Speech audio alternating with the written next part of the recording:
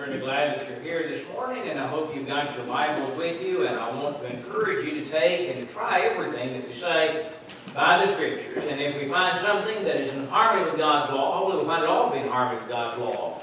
We'll take and put that into practice in our life. If there's something I say that you have a question about, then feel free to ask that when services are over. And as I always say, we'll sit down with nothing but our Bible in hand and see if we can come to a common understanding of what the Word of God teaches.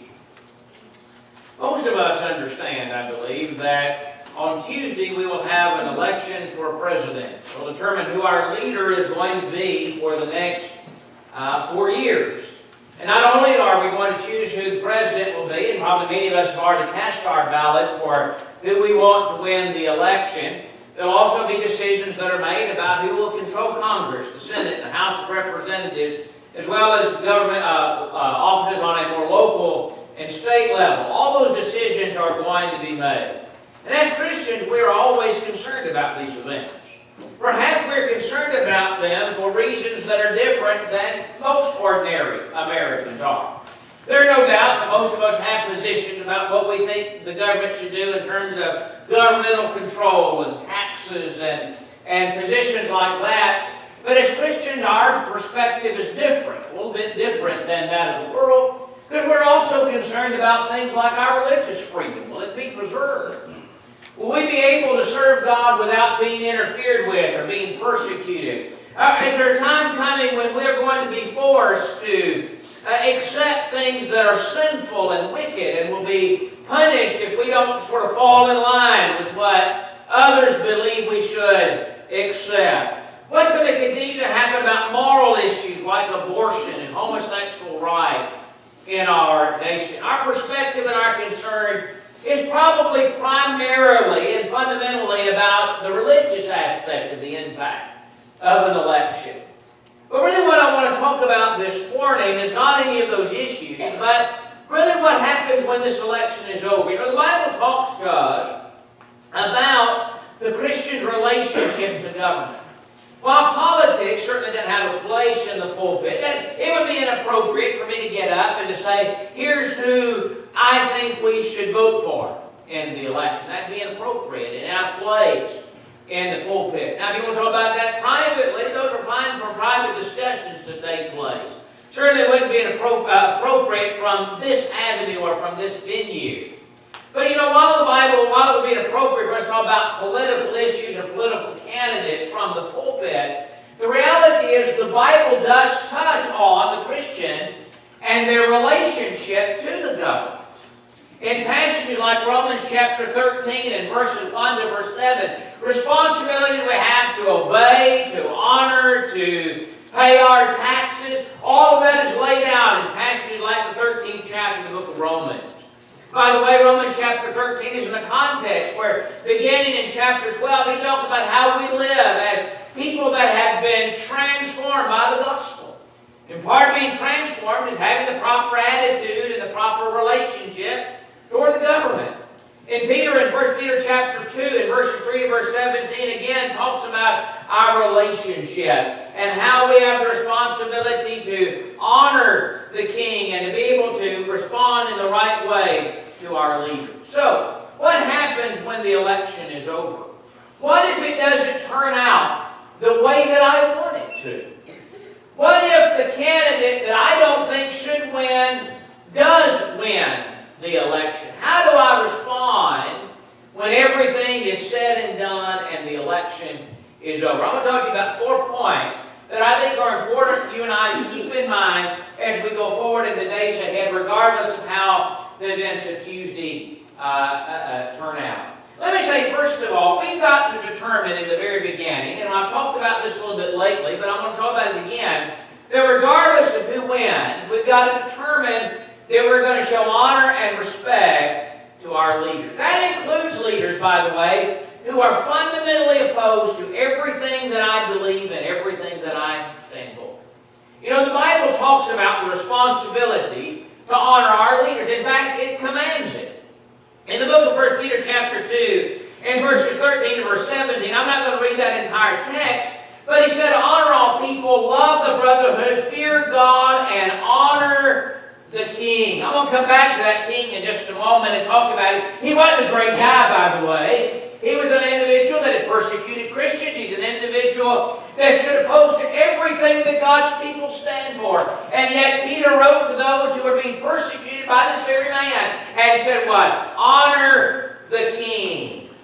The word honor carries with it the idea of holding in honor, or to revere, or to venerate, or to prize. That is, to fix evaluation upon, and by implication to revere, or to honor, or to value. In other words, that word honor means that we treat with respect. We give them the honor that is due, not because of their personal character, but because of the position that they hold. Regardless of who wins on Tuesday, we have a responsibility to treat our leader with respect. In fact, in Romans, the 13th chapter, in verse 7, the Bible said, render to all their due, taxes to whom taxes are due, custom to whom customs are due, fear to whom fear, and honor to whom honor. The idea of rendering is pay them. They are owed that because of the position that they hold. What is that going to mean for me? What is it going to mean when I honor my leaders? Well, let me just say, first of all, it doesn't mean that we must agree with our leaders on everything.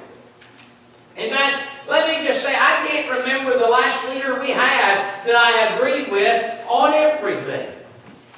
Even leaders that I voted for, even the leaders that I, for the most part, support, there are times they say things I think they shouldn't say, they act in ways I don't think they should act. It doesn't mean that when I revere them, that I have to agree with them or approve of everything that they do. In fact, depending on who our leaders are, they may make a lot of decisions that are contrary to decisions that I would. I mean, I have to agree. I would also suggest this. It doesn't mean that I cannot express my disapproval or my disappointment in our leaders. In fact, throughout the Bible, I think we see that taking place on behalf of good people. For example, in Isaiah chapter 7 and 13 to 15, you had a wicked king. Do you remember on Wednesday night, we talked about a king by the name of Ahaz. He was a wicked king. He didn't walk in the steps of his father David. And when Ahaz was faced with a decision, he decided to form some earthly alliances.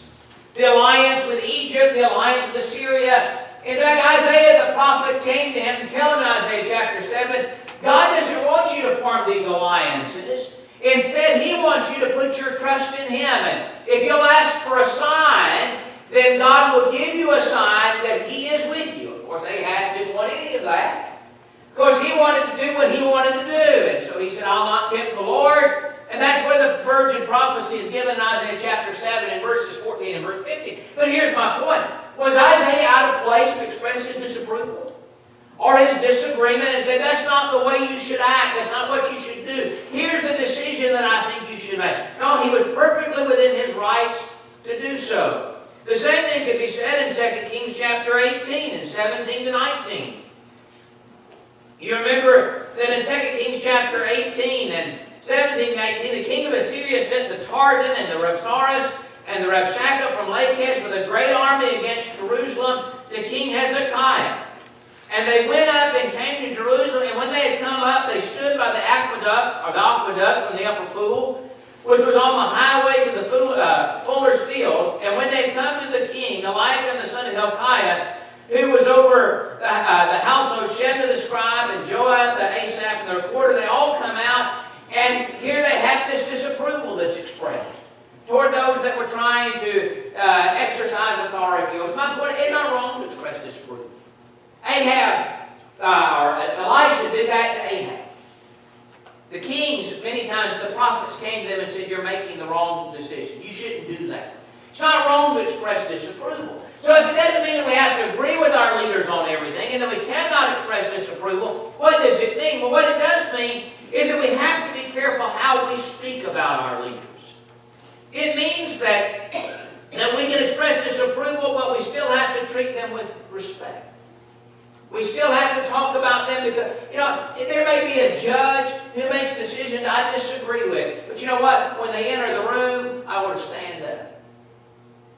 When I speak to them, I'll address them in the way that's appropriate for them to be addressed because of the office they hold, whether it is Your Honor, or Mr. President, or Mr. Governor. We treat them with respect. Now, I don't agree with them. I can express that disagreement, but it has to be done in a way that that shows our respect for the office. And it also means that I must submit to their decisions as long as it does not contradict God's will. Therefore, submit to every ordinance of mine. I'll not take the time, and it may not even be the appropriate venue to go through and list decisions that have been made in times past that I just fundamentally, from the standpoint of what I think is best for the country or my freedom, I just disagree with.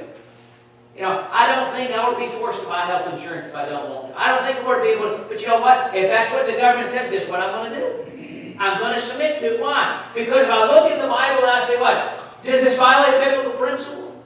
Is there some command in here that if I do this, I'm going to disobey? And I come back and I say, well, no, there's not a decision. There's not a biblical principle I'm going to disobey. I don't like the decision. I don't think it should have been made. But you know what? If that's the decision that's been made, I'm going to submit to it because that's what the Bible says. I'm going to submit to those ordinances that have been made. Unless, and here's the one caveat that is given to it, it violates the will of God. Acts 5 and verse 29. In Acts 5 and verse 29, we ought to obey God rather than man. If whoever's elected comes by and says, I'm going to raise your taxes, I'm going to pay higher taxes. If they make some other decisions about what they think we ought to do or things that should be done and it doesn't violate God's law, I'm going to do it. If they tell me I can't preach against sin and wickedness, I'll be here come Sunday morning and I'll preach this as hard as I can. Because the Bible said I ought to obey God rather than I can. They pass an ordinance that says we can't come together and worship God. Or they pass an ordinance that says we have to accept sin. We're not going to do that because we've got to obey God rather than man. But outside of those things, I have to show my respect. Even, by the way, let me just say this, even in my disagreement over those things, I must do so in a way that's respectful. If there's one thing, by the way, I think is lacking in our country today, and this is not just reflective, I think, of the political leaders, is there is a lack of civility that allows us to disagree and at the same time be respectful toward those that we disagree with. And as Christians, we need to set that standard. That yes, I can agree, I feel very strongly about it, but at the same time, I'm going to treat you with humility and kindness and respect because that's how I want to be. What am I going to do on Tuesday? I'll be honest with you. I'll probably be up late on Tuesday night, all into Wednesday morning. And if it doesn't turn out the way I want to, you may not want to call me on Wednesday morning. But I tell you, when everything is said and done, regardless of who occupies the office at 1600 Pennsylvania Avenue, I'm going to determine I'm going to show them respect. Tell you what else I'm going to do. Not only am I going to determine we're going to show them respect, and by the way, let me mention this before we go to the next point. When we say, well, but Mike, do you know what he stands for? Do you know the kind of things they want to do? I want to take you back to 1 Peter chapter 2. You know who the king there was? That was Negro. You know what he did? He burned the city of Rome, by the way, supposedly, and blamed Christians for that. You heard talk about how Nero fiddled while Rome burned? He didn't exactly have the best interest of his constituency in mind in some of the decisions that he made. He was morally wicked and evil. Many of the Roman emperors had homosexual relationship and lovers, along with some of them in multitude. They were not great individuals. They were morally bankrupt. He was persecuting the Christians even at that point in time because they were Christians. 1 Peter chapter 2, 11 to 12, 1 Peter chapter 4 and verse 16. And yet Peter wrote and said what? Honor the king. I want to tell you, we've had some leaders I didn't approve of. I don't know if I've ever had a leader quite like Nero. And here's my point. If they can honor Nero, I can honor whoever it is that occupies that position in our country. Even if it's somebody that I fundamentally agree with, even if it's somebody who I believe is wicked or evil, or somebody that I believe is making decisions contrary to God's law, I can still obey the command, 1 Peter 2:7. I take according to what we need to do. Not only do we need to show respect for our leaders. By the way, last one I had David and Saul. David honored Saul. Saul was trying to kill him. 1 Samuel chapter 24. I'll tell you what else we're going to do. I'm going to determine that no matter who wins on Tuesday, I'm going to pray for it. I'm going to pray for our leader. Can I make this point, by the way? Between now and Tuesday, I can pray about the decision that's going to be made. We talk about Nehemiah in the book of Nehemiah, how often he prayed to God. I don't think it's inappropriate for us to pray that the American people will use wisdom in the decisions that we make. I don't think it's inappropriate for us to pray that things will turn out the best for God's people in our country. Now, what that is, God will determine. And sometimes God allows us to make decisions and to bear the full consequence of those decisions. But between now and that time, it's not wrong. In fact, I think it's highly appropriate for us to be praying about the decision that's made. But when it's done and it's completed and the American people have made their choice for good or bad, I've got a responsibility to pray for that leader. In the book of 1 Timothy chapter 2, verses 1 to verse 4, Paul said, I exhort first of all that supplications and prayers, intercessions, and the giving of thanks be made for all men, for kings and all who are in authority, that we may lead a quiet and peaceable life in all godliness and reverence. He said, you pray for your kings and all that are places of authority. Why should I pray for my ruler? Let me say, I should pray for my ruler, first of all, because it's commanded. How often do you pray for our president, or for our governor, or for leaders on a local level? Is that something you pray for frequently? We should pray for kings and all that are in places of authority. I tell you why I should pray for them. They have tremendous responsibility. I tell you what, I like sitting on this side and criticizing the decisions they make, because I tell you what, there's often I wouldn't want to be in their shoes. I wouldn't want to have to make decisions that they have made. Things that have to do with sometimes the current crisis that we're in. Would you like to be in that situation? My point is, we can disagree with them, but my point, you know what, that's a big job, isn't it? To be the leader of a state or the leader of a country. I can imagine the responsibility that comes with that. And because there comes a tremendous responsibility, we need to be praying for them. It's going to take some wisdom. It's going to take some wisdom to use that. I think Solomon understood that. You remember Solomon became king, and God came to him, and God said, Solomon, you ask for whatever you want, and I'll give it to you. Solomon said, you know what I'm going to need? I'm going to need some wisdom. If I'm going to lead this people, I need some wisdom. So he didn't ask for wealth. He didn't ask for popularity. God gave him some of that as well. But what he asked for was wisdom. We need to be asking our leaders to have wisdom. We need to be praying to God to give them wisdom in the decisions that they make. But I tell you, the thing that's specifically brought out here in this text is I need to be praying for them that their decisions will allow us to serve God. You know what my biggest concern is? Every time leaders are, my biggest concern is always, is it going to allow, are these decisions, are they going to make decisions that are going to allow us to freely serve God? And that's what I need to be praying about. Listen, for kings and all their places of authority, that we may lead a quiet and peaceable life in all godliness and honesty. What does it mean that we're praying that we can lead a quiet and peaceable life in all godliness and reverence? The word quiet means tranquility arising from without, according to Bibles. You might think of it this way. When we're praying to have a quiet life, we're asking God to be with our kings, to be with our rulers, have kings, to be with our president, to be with our Congress, that we're going to be able to serve the Lord without any pressure and persecution coming from without. In other words, that the government's not going to interfere in my service to God. That I'm going to be able to serve Him without getting in trouble with the law. That I'm not going to be told what I can and I cannot preach, what we can and cannot believe. They're not going to force me to accept something or try to force me to accept something that's wrong. I need to be praying that I'm going to be able to serve God without pressure that comes from without. That's that idea of quiet. And then, in connection with quiet, he said, a peaceable life, that is tranquility arising from within. That's the internal conditions that allow us to serve God. And I think here's the point. The two sort of go hand in hand. When there's things going on out there that make it difficult for me to serve God, it tears me up in here. And it makes it more difficult. Let me see if I can illustrate that point. You remember 1 Corinthians chapter 7, where Paul talked about how he thought it was better not to marry because of the present distress. That present distress was the pressure and the persecution, it seems, that was coming at that point in time on the Brother Corinth.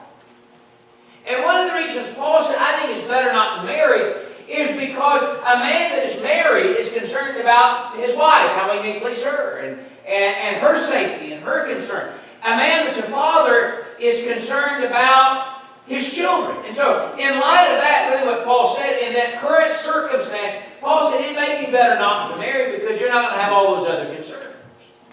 I don't know about the other men here. There are situations and circumstances I would place myself right in the middle of that I'm not about to put my family right in the middle of. And so his point is, it may be better not to marry because of that. But here's the point I want to make from that at this moment in time. When things are going on from without, it can tear us up within. And sometimes it can cause us to sort of be conflicted. You know, if we go to church, what's going to happen? And so, what about my children? And so we can find ourselves being torn. Now, God always has to be first. But the reality is, that's what happens. Paul's saying, I want you to pray that things without are going to be such that there's peace within. You don't have to worry about any of those things that are going on. So when our leaders are elected on Tuesday, and if we find out on Tuesday night, Wednesday morning, or a week from now, whenever it is, that we find out who's won the election, I need to be praying for them that we may lead a quiet and peaceable life in all godliness and reverence. When it's all said and done. What if the wrong person wins in my mind? I tell you what, I'm going to show them respect. I'm going to pray for them. And I'm going to recognize that really in reality, my responsibilities haven't changed a whole lot. I'm going to serve as light and as salt in this world regardless of what happens. You see, a nation is only as strong as its people. It's only as strong as its people. So, sometimes I think we overreact, and I'm going to talk about this when an election comes by. I think they're important. But I'm saying, if the right guy's elected, we get all excited about it. And they all think things are great. The wrong guy gets elected, we think, oh no, it's the end of time. The reality is, the strength of a nation is in its people. And people being righteous. People doing the right thing. People serving the Lord. And what we need to be concerned about fundamentally is be the kind of example we need to be to influence as many people as we can with the gospel. I want to say the greatest hope this nation has is not electing the right kind of president. It is not in electing a Congress that's controlled by my party. It is not in electing leaders that I agree with. The only hope this country has is the only hope that any man has, and that is the gospel of Jesus Christ. That's the only thing that can really fundamentally change man and make him what God wants him to be. Righteousness will exalt a nation, but sin is a reproach to any people. The nation is only as strong as its people. In Genesis chapter 18 and 16 and 22, God destroyed the city of Sodom. You know why he destroyed it? Because there wasn't enough righteous people that were there. I find it interesting. He didn't say, look at the king. He said, what kind of guy he is. Is he wicked? He said, what about the people? The people are right, were wicked. The most patriotic thing you can do is live a Christian life and teach others the gospel. You know, if there's one thing I can say about as things get dark, sometimes things get dark. Listen, there is reason to be concerned about our country. When you see some of the things that are going on, when you see the things that are approved, the things that are accepted, one would have to be blind and say that those are things that concern me. I want to tell you, if there's one positive thing to say about the world getting darker, it is as the world gets darker, the brighter our lights can shine. Matthew chapter 5 and 13 and verse 16, he said, you are the salt of the earth. The salt loses its flavor, how shall it be seasoned? It is good for nothing but to be thrown out and trampled underfoot by men. We are the light of the world. A city that is set on a hill cannot be hidden. Nor do they light a lamp and put it under a basket, but on a lampstand. It gives light to all who are in the house. Let your light so shine before men that they may see your good works and glorify your Father which is in heaven. You know what he's saying? He's saying you need to live in such a way that you influence others around you. That you serve as salt and that you serve as light. When we are different, the world takes notice. We are strangers and pilgrims here. I tell you one thing we need to be doing. The article I wrote in the bulletin this morning talks a little bit about that. We need to recognize we are strangers and we are pilgrims here. Obviously, I'll talk more about this in just a moment, very briefly, but I'm certainly proud to live where I live. And I've said before, if God came to me and said, Mike, you can live anywhere in the world you want to live, you just pick it out where you want to live. Any country. I tell you, you know where I choose to live? I choose to live right where I am. I wouldn't trade it for any place in this world. As many problems as it has, the reality is I'm proud to live in the country that I live in. And my kids make fun of me because patriotic songs cause an ear to come down this side and occasionally this one too. I mean, I appreciate all that's been done that allows me the freedom to preach the gospel and to serve God freely. But you know, the reality is at the end of the day, this isn't my home. This isn't where I'm from. This is not where I'm aiming to go. I am a stranger and a pilgrim here. And I need to live like a stranger and a pilgrim here. I need to abstain from fleshly lust which war against the soul. And I need to aim to get to my homeland of heaven. That's what 1 Peter 2:11 and 12 is saying. And I think what the world needs to see in us is not people that are all wrapped up in this world, but people that are aiming for the next world. People that are aiming for that home in heaven. The most patriotic thing you can do is live the Christian life. Is to live a life that has been transformed by the gospel. And that's the only hope we have. See, the only hope my neighbor has is not for the right guy to be elected president. That may affect his next 4 years. It may affect his tax rate. It may affect even some of his freedoms here. But I'm going to tell you, the only hope my neighbor has is the gospel of Jesus Christ. Romans 1 and verse 16, Paul said, I'm not ashamed of the gospel of Christ, for it's the power of God of salvation. To everyone that believes, to the Jew first, and also to the Greek. For therein is revealed the righteousness of God from faith. That's the only hope they have. And I'm not ashamed of that gospel. And I tell you, if the wrong person gets elected, in 4 years or 8 years or 12 years from now, they change it to where we can't preach the gospel, I'm still not going to be ashamed of that gospel. At least that's the way I should be. And still determined we're going to share it with us. You know why? Because that's the only hope that man has. And so what I'm going to try to do is I'm not going to lead a revolt. I'm not going to pick it outside the White House if the wrong guy wins. What I'm going to continue to do is I'm going to continue to try to serve the Lord and serve as light and salt with those that I come in contact with, because that's how we're going to change the world, is by sharing the gospel with our friends and our neighbors. I'll tell you something else we need to do. Don't overreact. And understand that no matter what happens, we can still serve the Lord. I see people, I look on social media from time to time. I have to have a page now because I manage the church's page. And for those that are trying to stalk my page, seeing if I Roger think you're going to be greatly disappointed, there's probably never going to be anything on there. But the reality is, I look and I sometimes see, and then people on both sides just overreact. I'll tell you what's going to happen. It's just going to be terrible. It's going to be the end of the world. Well, I'm going to tell you something. Don't overreact. And understand, regardless of who wins on Tuesday, I'm still going to serve the Lord. We're still going to serve it. We can do that. In other words, I don't have any reason to fear what man can do to me. Again, I'm not saying I don't have an invested interest in that. Again, I'm not saying that I'm not going to be down and out for a while if it doesn't turn out the way that I want, because I will. I'll be honest, I've shed some tears a few times when things didn't turn out the way I wanted them to in an election. I've been concerned about it. But I want to tell you what, at the end of the day, I don't have any reason to fear man. Matthew chapter 10 verse 28 says, fear not him who can destroy the body, but cannot destroy the soul, but rather fear him who can destroy both the body and the soul in hell. You know what our next leaders can do to me that really matters? Not one thing. Not one thing. If leaders that stand fundamentally opposed to my freedom to exercise my religion take control of everything. I mean, if they control, as we say, the whole enchilada. If they pass laws that make it difficult for me to preach the gospel and you to practice your, you know what they can do to you at the end of the day that really matters? The answer is absolutely nothing. That's why the Lord said, don't fear them. Fear not. Honor the king, but fear God. Romans chapter 8, 31 through 39. It's a passage I have found so much comfort in through the years. In Romans chapter 8, verse 31, where he raises this question, what shall we say to these things? If God is for us, who can be against us? If God is on our side, who can really be against us? And the answer is, he who did not spare his own son, but delivered him for us all, bring a charge against God's elect. It is God that justifies.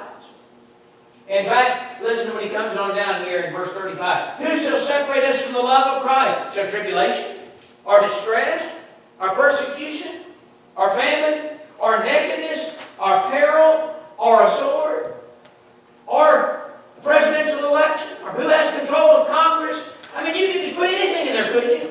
Can any of that thing affect our relationship to God? As it is written, for your sake we are killed all the day long. We are accounted as sheep to the slaughter. We are being slaughtered and killed. Listen to verse 36, 37. Yet in all these things we are more than conquerors through him that loved us. You know what Paul's trying to get those Christians to understand in Romans chapter 8? It doesn't matter what man does. It doesn't affect our relationship to the Lord. And in the end, we are going to be winners.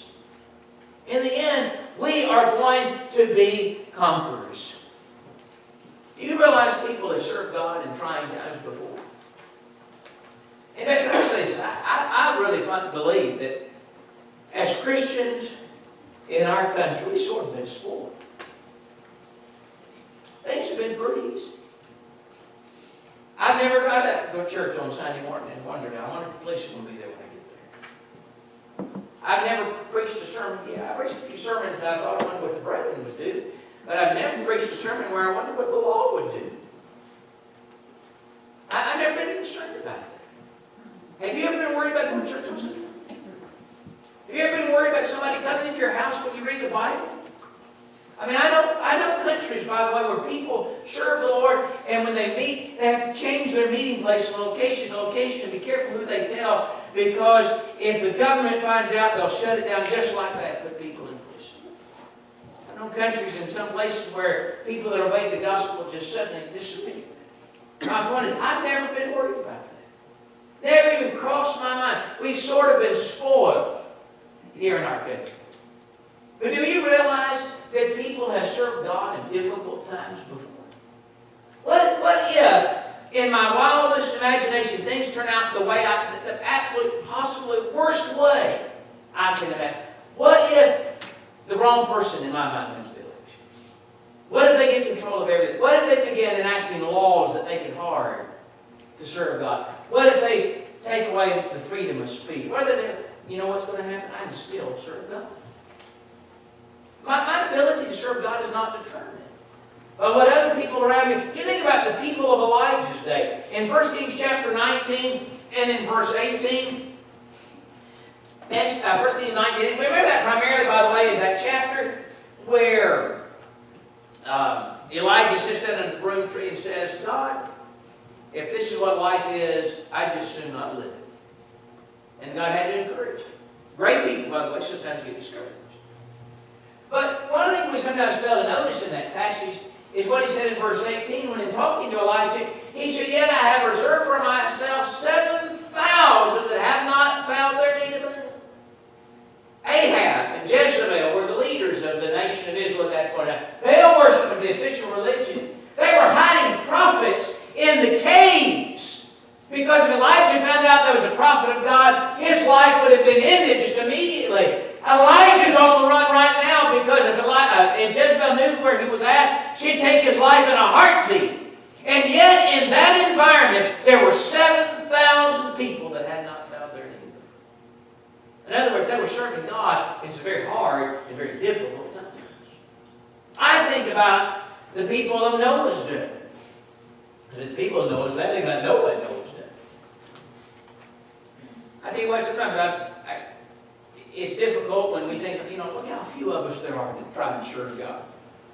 Look, we're in the minority. It's so difficult.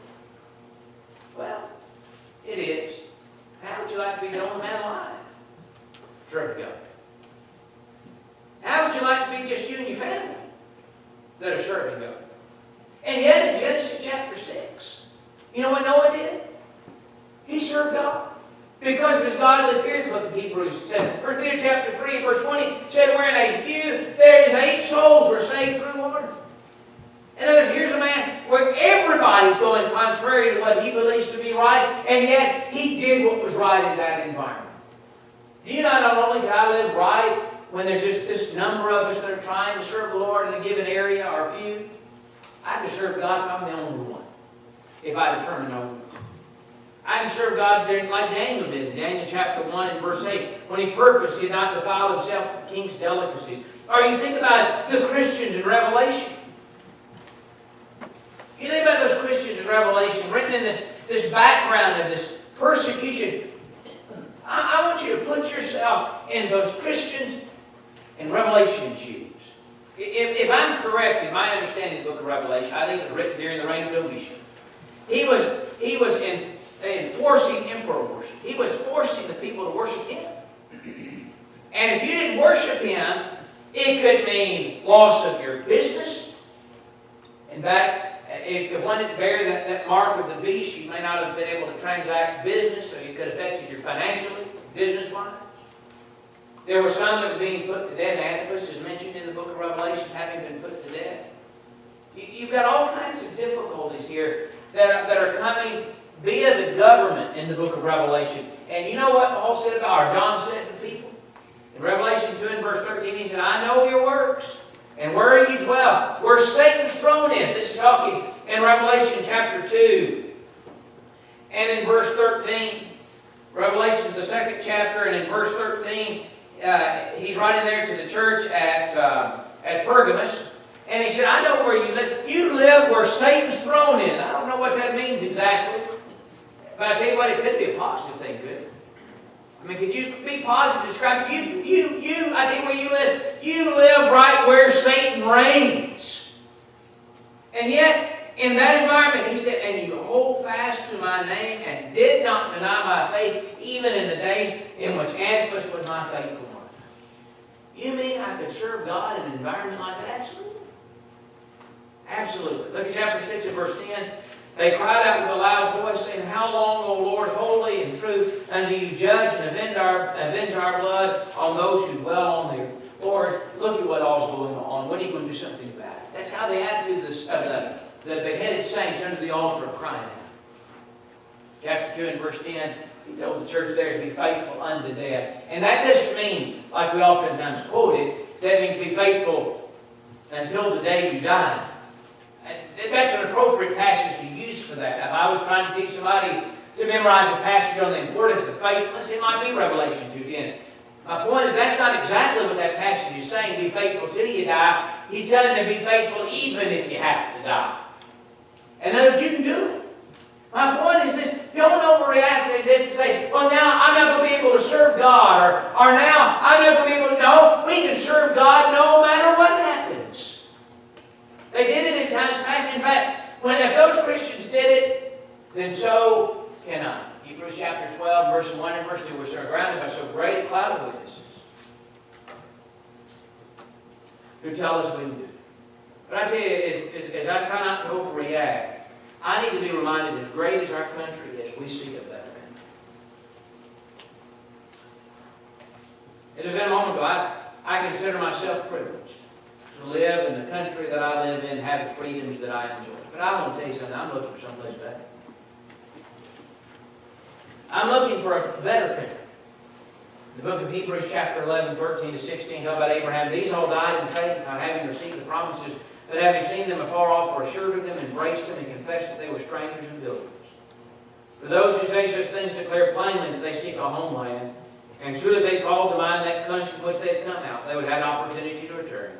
But now they desire a better, that is a heavenly country. Therefore God is not ashamed to be called their God, for He's prepared to seek them. As great as I consider our land, there's a place I want to go to that our country fails in comparison to. It's better.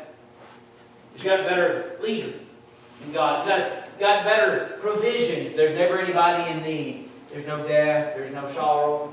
All those former things have passed away. That's where I want to go. And I tell you what, if the election goes exactly the way I want it to go on Tuesday, I still want something better. I still want to go to that place that Abraham strove to go to.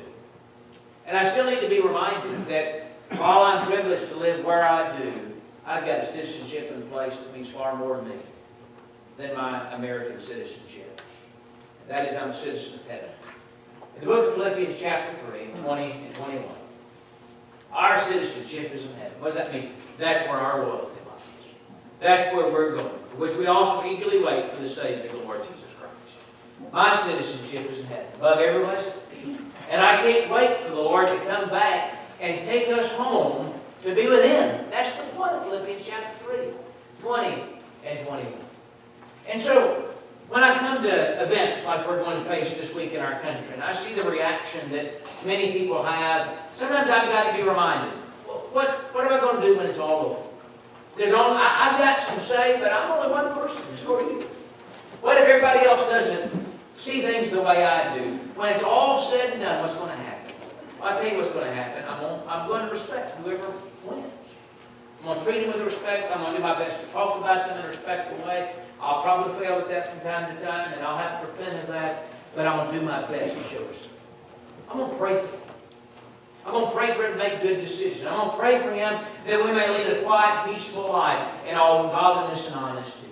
I'm going to try to influence this world, not simply by how I vote, but by serving as light and salt to this world, because the gospel is the only hope that mankind has. And I'm not going to overreact. And I'm going to realize, regardless of how it goes on Tuesday nights, I can still serve God. My children can still serve God. My grandchildren can serve God. No matter what happens in this world, you can serve God because we're aiming for something better. Somebody says, Mike, who's going to win on Tuesday? I don't know. I think it'll be close. What about you? She said, Mike, who's going to win in the end? And I'll say, these will make war with the Lamb, but the Lamb will overcome them.